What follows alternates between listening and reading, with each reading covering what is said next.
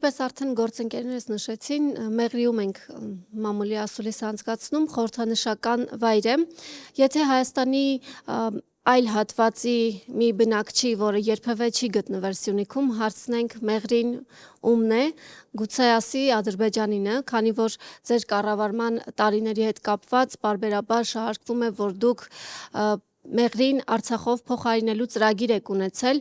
այնուամենայնիվ այդպիսի բանակցություններ ձեր կառավարման ժամանակահատվածում եղել է, թե ոչ, եւ երկրորդ հարցը,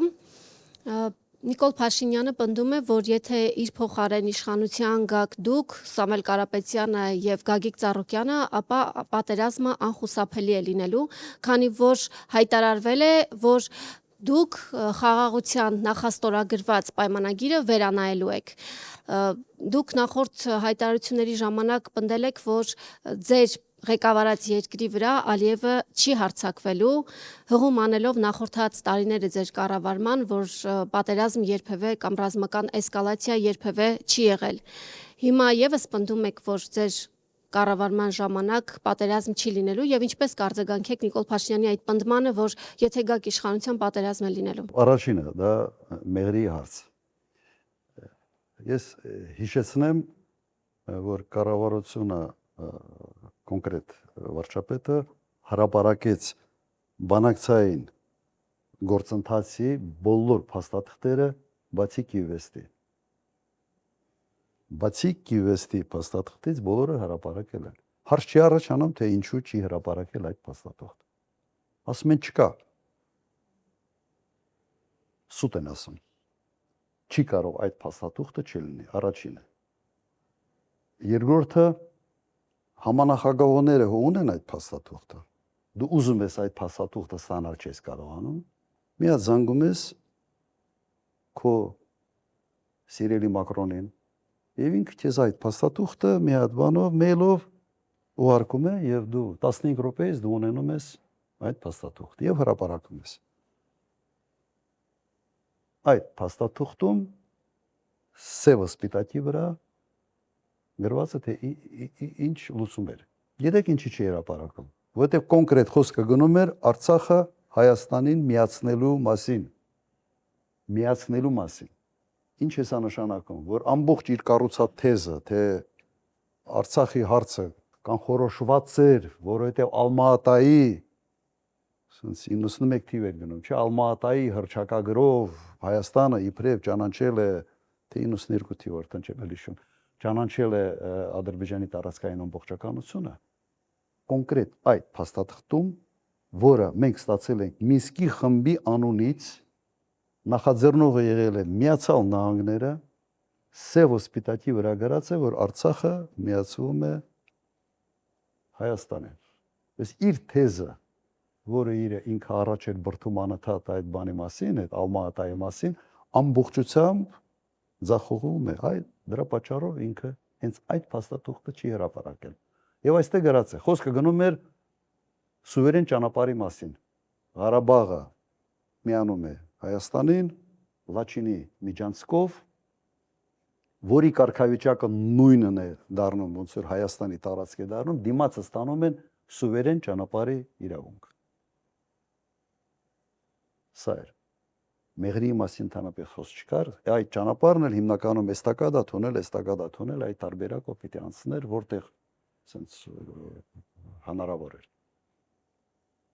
Ուրիշ բան այստեղ չկա։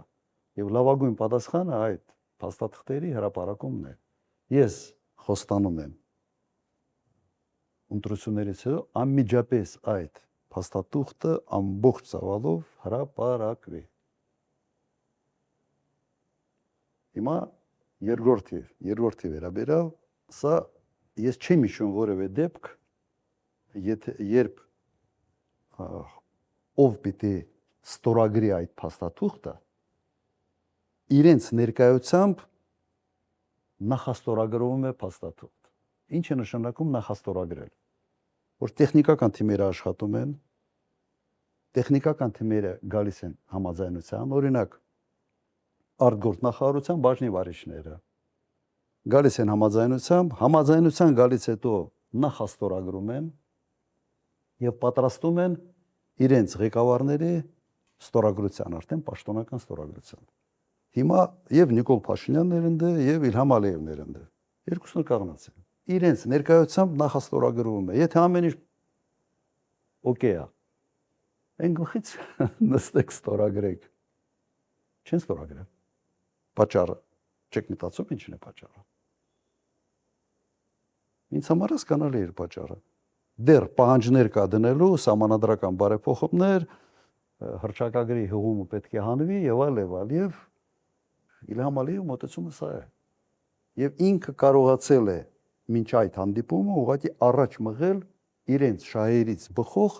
ստորագրման տարբերակը։ Ինչ ենք ասում մենք։ Ասում ենք լավ, ինձ դուր չի գալիս այդ հայտարարությունը։ Բայց ինչ որ փաստ է կայացել է, լարվածություն չստեղծելու համար մենք ասում ենք հետևյալը։ Խաղաղությունը չի կարող չի լինի երաշխավորված, եթե մենք ուզում ենք այդ խաղաղությունը լինի հարատևելի։ Ուրեմն այդ փաստաթուղթը պետք է համալրվի հավելվածներով, որոնք կնշանակեն երաշխավորների կամ երաշխավորված sense համակարգով համալրումը այդ ամեն ինչի։ Ընդհանրապես սրա մասին է խոսքը։ Իրենք ասում են մեր երաշխավորը Ադրբեջանն է եւ Ադրբեջանի երաշխավորը Հայաստանը։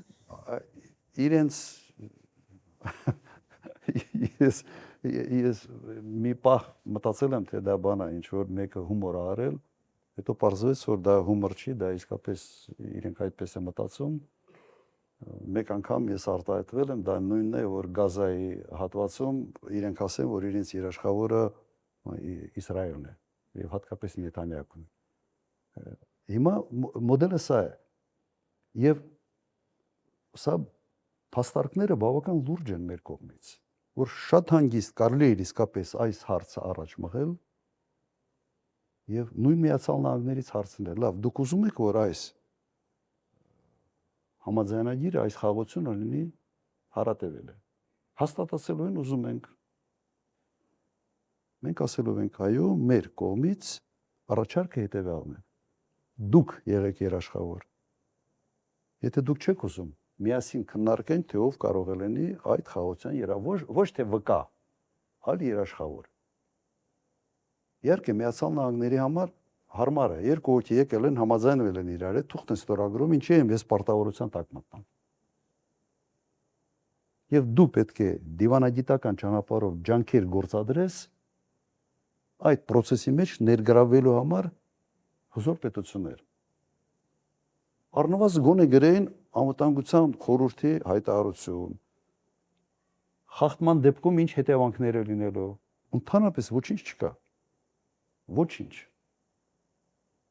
Մենք այդ աստիճանի փոխադարձ վստահության մակարդակ ունենք Ադրբեջանի հետ։ Իհարկե ոչ։ Սա ես չեմ կասկածում, որ հնարավոր է համալրել։ Ես կարող եմ օրինակներ բերել, օրինակ երկարատև աշխատող Դեյտոնյան համաձայնագրերը, Բոսնիա-Հերցեգովինա։ Կա շատ կոնկրետ երաշխիքային համակարգ ներդրած։ Նույն Միացյալ Նահանգների հովանավորությամբ էր այդ Դեյտոնյան համաձայնագիրը կյանքի կոչվել։